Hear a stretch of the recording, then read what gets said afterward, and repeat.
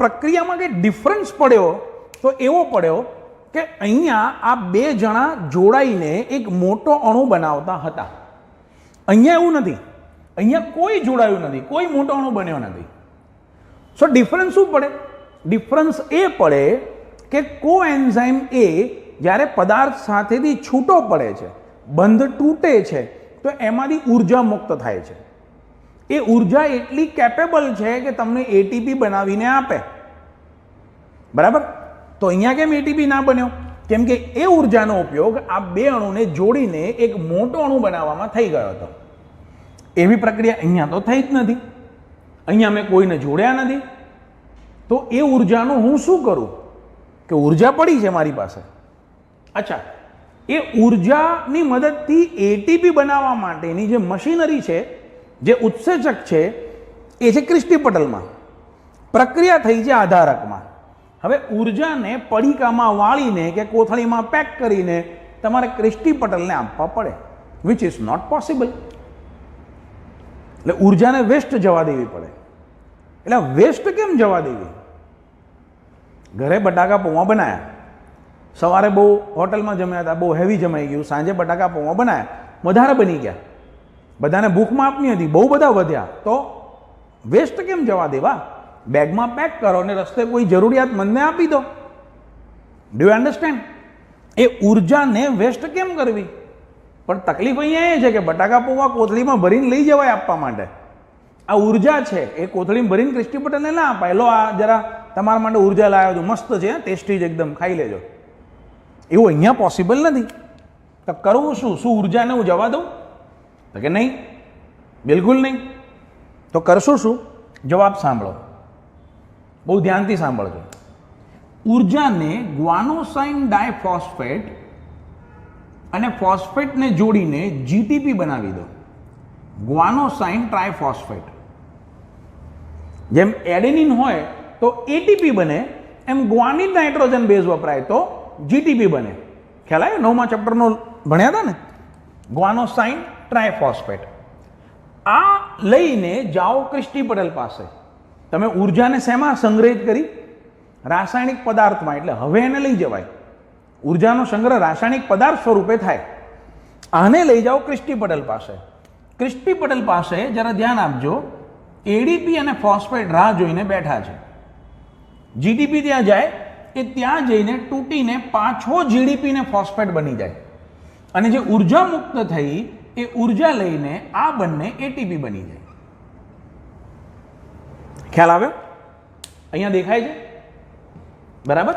GDP અને ફોસ્ફેટે GTP બનાવ્યો અને એને તોડીને એમાંથી ઉર્જા પ્રાપ્ત કરીને તમે પાછો એટીપી બનાવ્યો. નાઉ બી વેરી એલર્ટ. અહીંયા દેખાય છે? નાઉ બી વેરી એલર્ટ. ઘણી બુકોમાં આવું લખેલું હોય, સક્સિનિક એસિડ સક્સિનાઇલ કોએન્ઝાઇમ એમાંથી બનતો હોય સક્સિનિક એસિડ. બરાબર? ઘણી બુકોમાં આવું લખેલું હોય. આમ બહુ ચોખવટથી ના લખે કે આખી પ્રક્રિયા શું થઈ છે, આમ સિમ્પલ આવું લખી નાખે. તો ઘણા શિક્ષકો એવું કહે છે કે પ્રક્રિયા આ દિશામાં થાય છે, તો એટીપી ઊંધા ના દર્શાવાય. આ ચોપડીની પ્રિન્ટિંગ મિસ્ટેક છે. પણ કોઈ પ્રિન્ટિંગ મિસ્ટેક નથી. કારણ તમને તો ખ્યાલ આવી જ ગયો હશે ખરેખર આખી લાંબી લચક મજૂરી શું થઈ છે. Correct? GDP convert to GTP and GTP converted back to GDP. જે ઉર્જાનો ઉપયોગ આપણે એટીપી બનાવવા માટે કર્યો. રેડી છે? એટલે આ ઊંધું કોઈ ડાયરેક્ટ બતાવવા જાય તો આમ ઊંધું દોરવું પડે એને. બરાબર? બાકી પ્રક્રિયા જે દિશામાં થતી હોય એરો એ દિશામાં જ બતાવવો પડે. તો ઊંધો એરો કેમ કર્યો? ચોપડીની પ્રિન્ટિંગમાં ભૂલ છે. ભાઈ કોઈ પ્રિન્ટિંગમાં ભૂલ નથી, ચોપડી સાચી જ છે આ બાબતે. કરેક્ટ?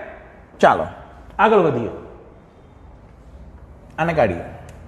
હવે આ છે મારી પાસે સક્સિનિક એસિડ.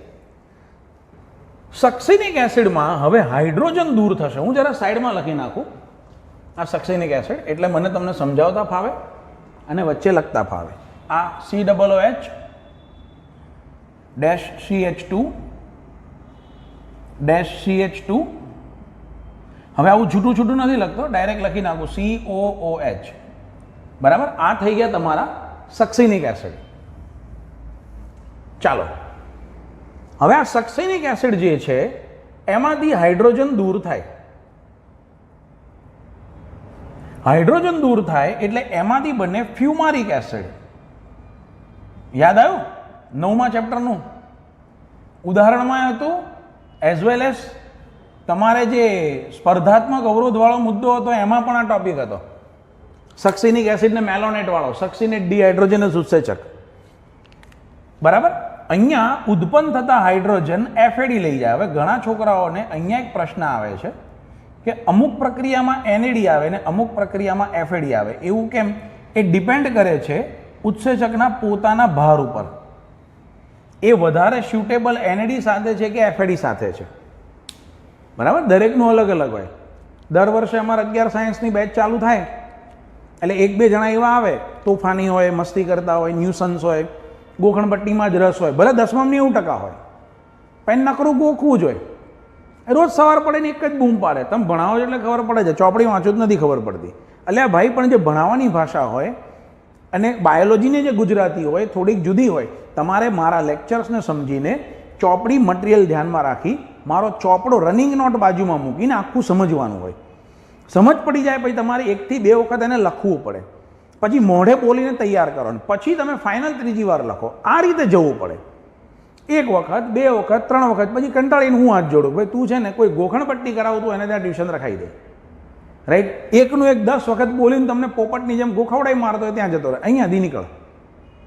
કેમ કે એ સુટેબલ નથી. તારા એકને કારણે અહીંયા બેઠેલા બધા વિદ્યાર્થીઓને કેરિયરની હું કેમ ગોર ખોદું? પણ એને એમ જ હોય કે નહીં હું, એમ કે પછી એમાં જો હોશિયાર હોય તો ખાસ, હજી નબળા હોય ને તો એમ સ્વીકારે ખરા કે ના આપણી ભૂલ છે. પણ હોશિયાર બાળકો કોઈ દિવસ ના સ્વીકારે એ ભૂલ કરતા હોય ત્યારે. તમે એને ગમે તેટલું સમજાવો, એ પોતાના મગજમાં જે ધાર્યું છે જ કરે. અને રિઝલ્ટની પથારી ફેરવીને ભાઈ 12મું પૂરું થાય એટલે પાછા આવે કે રિઝલ્ટ આવું આવ્યું. હવે કરો BSc, મેડિકલના સપના ભૂલો. એટલે ગોખણપટ્ટી is the worst process for biology. લોકોએ બાયોલોજી માટે એવું જ કેવડાવી નાખ્યું, તમારા મગજમાં ઠાંસવામાં જ આવે પહેલેથી બાયોલોજી એટલે ગોખી મારો તો ચાલે. એવું જ છે. એક કામ કરો, કોઈ મેલેરિયાનો પેશન્ટ લઈને આવો, એનું બ્લડ લો, તમારામાં ઇન્જેક્શન આપીને તમારામાં મેલેરિયા ટ્રાન્સફર કરો, જાતે દવા લઈ લો. ડૉક્ટર જોડે શું કેમ જાઓ છો?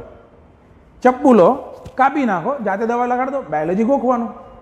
એક છીંક આવે ને તો દોડતા દોડતા ડૉક્ટર પાસે જાય કે કેમ થયું આવું. એ લોકો આવું બોલતા હોય, બાયોલોજી ગોખવાનું છે. આમાં ક્યાંય દુનિયાનો કોઈ વિષય ગોખણપટ્ટી નથી. Physics, chemistry, maths, biology, Sanskrit, English, Gujarati, Hindi પણ નહીં. દરેકનું મહત્વ છે. રાઈટ, ચાલો. Succinic acid convert to fumaric acid by removing hydrogen and the final step. અચ્છા, હાઇડ્રોજન દૂર કરવાના આપણે અહીંયા બાકી છે. એક હાઇડ્રોજન અહીંયાથી દૂર થાય, એક હાઇડ્રોજન અહીંયાથી દૂર થાય અને 2 કાર્બન વચ્ચે દ્વિબંધ બને. આ છે fumaric acid. And now the final step.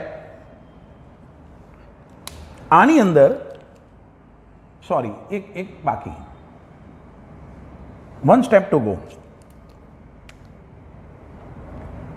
ફ્યુમારિક એસિડમાં હવે પાણીનો અણુ ઉમેરવામાં આવે તો એ બને મેલિક એસિડ. 4 કાર્બનનો મેલિક એસિડ. પેલો મેલોનેટ અલગ, સ્પર્ધાત્મક અવરોધ વાળો, એ મેલિક એસિડ નથી. લોચો ના મારતા, ઘણા છોકરાઓને મેં લખતા જોયા છે. આમાં પાણી ઉમેરાય. ચાલો, પાણી ઉમેરો એટલે H+ અને OH-. દ્વિબંધ તોડી નાખો, એક જગ્યાએ OH આપો, એક જગ્યાએ H આપો. રેડી? Final step. મેલિક એસિડમાંથી ઓક્ઝાલો એસિટિક એસિડ બનતી વખતે હાઇડ્રોજન દૂર થાય, હાઇડ્રોજન NAD લઈ જાય અને NADH2 બનાવે. ક્યાંથી દૂર કરશો હાઇડ્રોજન? એક આ દૂર થાય, એક આ દૂર થાય અને કાર્બન ઓક્સિજન વચ્ચે દ્વિબંધ બને. So now COOH, COOH, C double બોન્ડો, C ડબલ બોન્ડો, CH2, CH2, COOH, COOH, it become oxaloacetic acid. Right?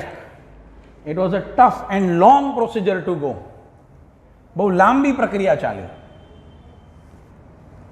હવે આ જ વસ્તુ તમે ગોખી મારે છે બધા મોટા ભાગના, આમાંથી આ બને, આમાંથી આ બને, શોર્ટકટ ફોર્મ્યુલા બને એને ગોખી મારો, but it is not good thing. બરાબર, કોન્સેપ્ટ ક્લિયર ના થાય એની અંદર. ઓકે,